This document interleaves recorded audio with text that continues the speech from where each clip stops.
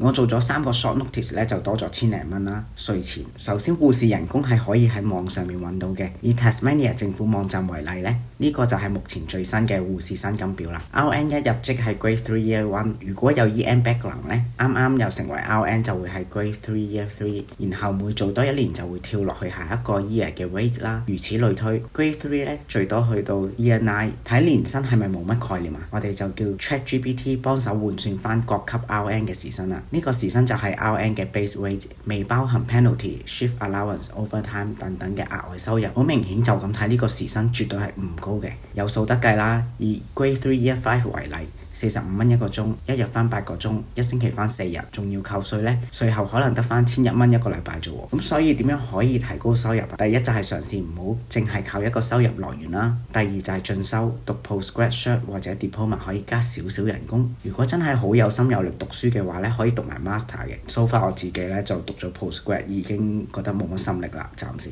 第三呢就係接多啲 short notice 嘅 shift 啦。當有人請病假嗰陣時呢，個 ward 就會需要人手 short staff，佢哋就要揾你翻工，所以就會俾 double pay 你啦。以我上個禮拜為例啦，上個星期翻咗3次 short notice， 其中有2個 shift 咧 roster 係編我翻10點嘅，前一晚或者嗰朝早咧，佢哋就問我可唔可以改翻早更啊，7點至3點半。咁另外一次咧就係本身 day off 嘅，咁嗰朝早就有人問有冇人想翻下晝啊？咁我就表示話我可以 short notice 啦。咁 short notice 係 change of shift from 另一日，咁所以我實際上翻嘅日數係冇變嘅，人工就 double， 之後嘅 shift 調早咗，今日翻工咁解嘅啫。我做咗3個 short notice 咧，就多咗千零蚊啦，稅前。但係我想講嘅係，我翻咗3個 short notice 都唔夠我整架車啊。car service 咧使咗一筆錢，嚟緊又要換 brake pad 啦，頭燈又壞，尋日無啦啦仲要立埋塊鏡，真係吹脹。咁我嘅總結係咧，做 RN 嘅生活咧係穩定儲到錢嘅，但係咧生活嘅額外開支實在太多，絕對建議唔好單一收入啦，需要開源嘅。